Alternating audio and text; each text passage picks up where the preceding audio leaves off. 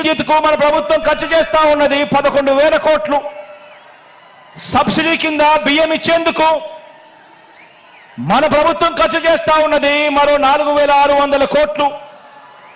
ఆరోగ్యశ్రీ, ఆరోగ్య ఆసరా, 104, 108 ఇటువంటివి ఎవరైనా కూడా ఖచ్చితంగా చేయాల్సిన ముట్టుకోలేనేటివి మరో 4,400 కోట్లు. పూర్తి ఫీజు రీయింబర్స్మెంట్ కింద మీ జగనన్న ఇస్తా ఉన్న విద్యా దీవెన, వసతి దీవెన కింద మరో 5,000 కోట్లు. సంపూర్ణ పోషణం కింద 2,200 కోట్లు. గోరు ముద్ద కింద మరో 1,900 కోట్లు. కేవలం ఈ 8 పథకాలకే.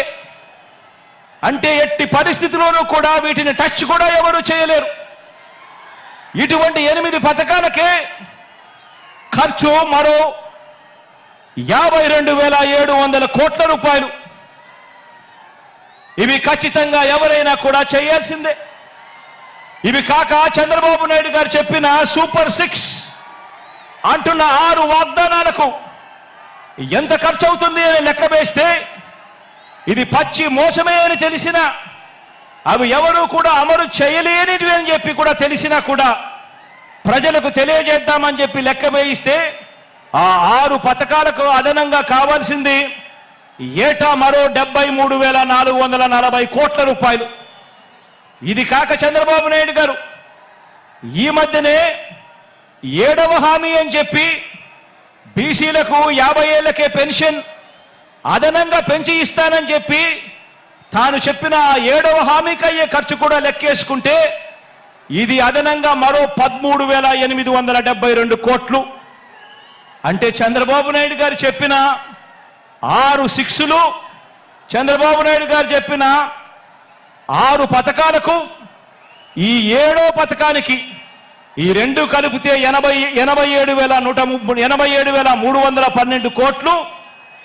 ఇంతకు ముందు నేను చెప్పినట్టుగా 8 స్కీములకు ఎవరైనా కూడా టచ్ చేయలేని ఈ స్కీములకు ఖచ్చితంగా ఎలాగూ చేయాల్సిన అవసరం ఉన్న ఈ స్కీములకు ఖర్చు అయ్యేది మరో 52,700 కోట్లు.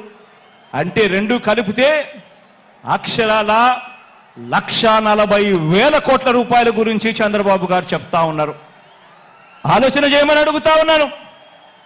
ప్రతి సంవత్సరం 1,40,000 కోట్ల రూపాయలు అంటే మనం ఎంతో కష్టపడితే ఎక్కడ లంచాలు లేకుండా ప్రజల చేతికే ఇస్తే గతంలో ఎప్పుడూ జరగని విధంగా పాలనలో ఎన్నో మార్పులు తీసుకువచ్చి మరీ పాలన చేస్తే మీ బిడ్డ ప్రభుత్వం ఎప్పుడూ జరగని విధంగా లంచాలు లేకుండా, వివక్షలు లేకుండా పూర్తిగా కట్టడి చేసి ఎంతో కష్టపడితే ఇవ్వగలిగింది సంవత్సరానికి 75,000 కోట్లయితే మరి ఇవాళ చంద్రబాబు నాయుడు గారు చెప్తా ఉన్న హామీలు ఇప్పటికే 1,40,000 కోట్ల రూపాయలు దాటుతా ఉన్నాయి అంటే ఇక ఆలోచన చేయండి.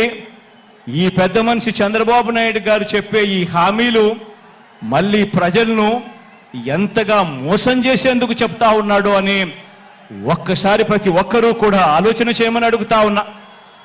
మరి ఈ డబ్బు ఎక్కడి నుంచి తెస్తారు అని అంటే చంద్రబాబు గారు మాట్లాడరు. ఇదే అంశాల మీద సుదీర్ఘంగా కూడా ప్రజలందరికీ కూడా తెలియాలి అని అసెంబ్లీలో సుదీర్ఘంగా దీని గురించి వివరించడం కూడా జరిగింది.